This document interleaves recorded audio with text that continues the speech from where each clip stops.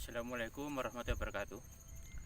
Pada kesempatan kali ini saya akan menyampaikan tentang diferensiasi sosial. Jadi kita ada di alam. Saat ini saya berada di Bukit Puncak Pesona Sri Gading. Nyampang kita menikmati indahnya alam di saat ini. Kita akan menyampaikan tentang diferensiasi sosial. Jadi diferensiasi sosial itu adalah pembedaan kelompok masyarakat ke dalam kelompok-kelompok yang sejajar. Artinya kelompok yang sejajar itu kelompok yang terbentuknya itu berdasar kedudukan atau posisi yang sama. Nah, diferensiasi sosial ini kita sering menjelaskan atau menggambarkan bahwa diferensiasi sosial ini adalah pembedaan secara berjajar atau horizontal. Jadi horizontal begini, lurus ke samping, ke depan, ke belakang, ke kiri, ke kanan. Nah, itu yang kita maksud dengan pembedaan yang horizontal. Nah, kemudian di diferensiasi sosial ini kita bisa mengkategorikan pembedaannya. Yang pertama adalah berdasar kondisi biologis, dan yang kedua kita membedakan secara sosiokultural. Saya ambilkan contoh pembedaan diferensiasi sosial yang berdasar pada kondisi biologis. Misalnya setiap orang itu tentunya memiliki usia. Nah, usia ini adalah pembedaan diferensiasi sosial yang dikategorikan dalam kondisi biologis atau dalam posisi biologis. Kenapa? Karena di usia ini ada orang itu dikenali dengan sudah berumur, atau masih muda, atau anak-anak, atau orang yang dewasa. Nah, cuman di dalam pembedaan yang diferensiasi ini itu mereka memiliki hak dan kewajiban yang sama. Jadi tidak ada pembedaan di mana terdapat tangga gitu, tidak ada. Terdapat tingkatan tidak ada, tapi sama. Artinya misalnya begini. Kenapa saya katakan sama tadi? Misal untuk menjadi seorang bupati itu bisa anak yang masih muda, asalkan orang itu sudah memiliki hak pilih gitu, maka dia bisa menjadi bupati. Artinya apa? Yang dipimpin oleh bupati itu tidak harus orang yang tua, tidak harus orang yang muda, tidak harus yang anak-anak. Disitulah letak diferensiasi atau pembedaan usia tadi berdasar kondisi biologis. Nah, orang itu ya sesuai dengan tahun kelahirannya akan memiliki umur yang berbeda-beda. Nah, cuman di sini yang saya jelaskan, umur itu bukan menjadi masalah di diferensiasi, tapi bagaimana aksesnya, bagaimana kesempatannya. Nah, itu yang dikatakan ada diferensiasi di situ. Haknya sama, kewajibannya juga sama. Nah, itu kalau kita melihat sebagai sebuah warga negara. Nah, kemudian misalnya lagi saya mencontohkan diferensiasi yang karena kondisi biologis itu adalah jenis kelamin, atau biasa orang menyebutkan diferensiasi gender. Nah, diferensiasi gender ini itu adalah pembedaan hak dan kewajiban antara laki-laki dan perempuan. Ada laki-laki, ada perempuan. Tidak selamanya laki-laki itu mesti memimpin. Ya kadang ada juga pemimpin-pemimpin yang perempuan. Ya seperti di negara kita ini juga pernah sih dipimpin oleh kepala negara yang perempuan, ada kepala negara yang laki-laki.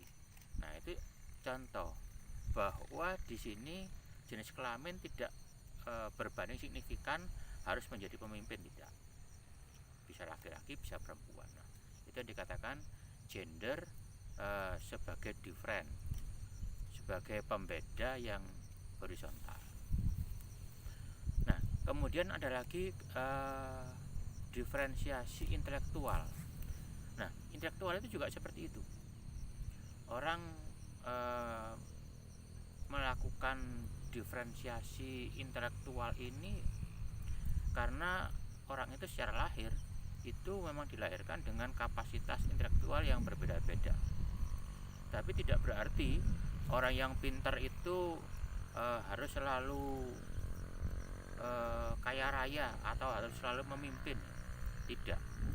Artinya orang yang tidak mempunyai kemampuan yang intelektualnya tinggi, yang IQ-nya tinggi pun bisa menjadi pemimpin. Dia pun juga bisa menjadi kaya raya. Nah, itu adalah penjelasan tentang bagaimana diferensiasi itu yang saya contohkan dari pandangan atau bagian atau apa ya, kita melihatnya secara kondisi biologis, berdasar kondisi biologis. Kemudian yang kedua tadi saya menjelaskan ada diferensiasi yang terjadi karena kondisi sosiokultural. Nah, karena kulturnya kita, karena masyarakat kita itu akhirnya yang itu kalau tadi yang kondisi biologis tadi itu tidak punya pilihan kita. Misalnya kita laki-laki ya tidak bisa menjadi perempuan gitu. Nah, itu kan kondisi biologis. Tetapi yang saya jelaskan kondisi sosiokultural ini, dia akan dipengaruhi oleh kondisi masyarakat itu. Misalnya, saya contohkan adalah agama. Ketika orang dilahirkan, itu secara umum dia memiliki kesempatan untuk mengikuti, untuk meyakini, untuk mempercayai agama yang nantinya akan dianut.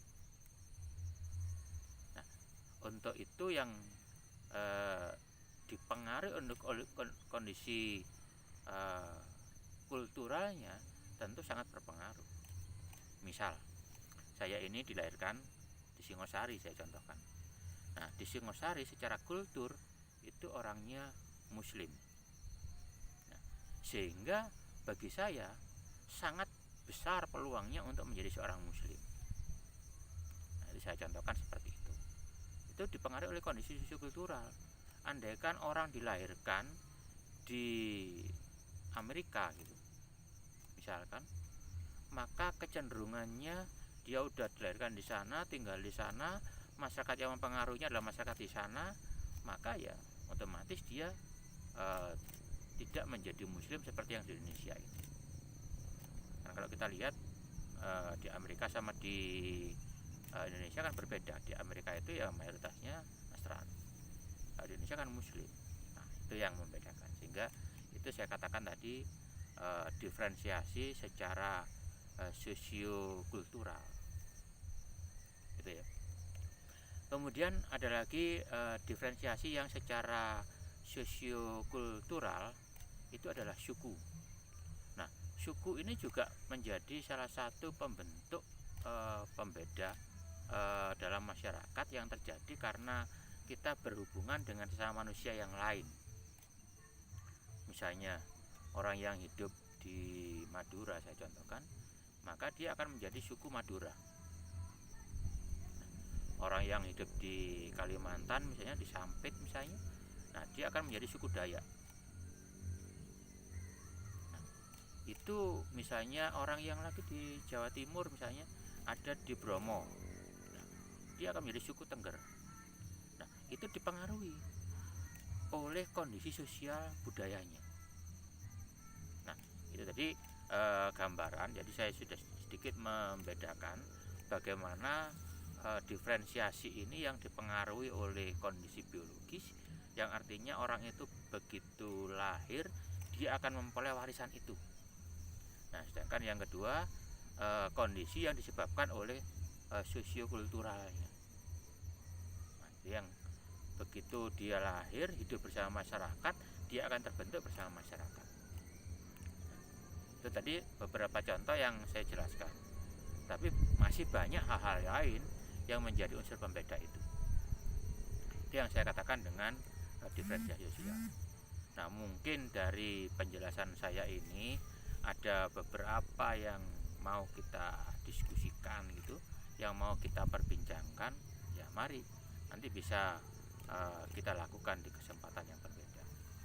Saya kira itu, dan saya akhiri. Salam. Wassalamualaikum warahmatullahi wabarakatuh.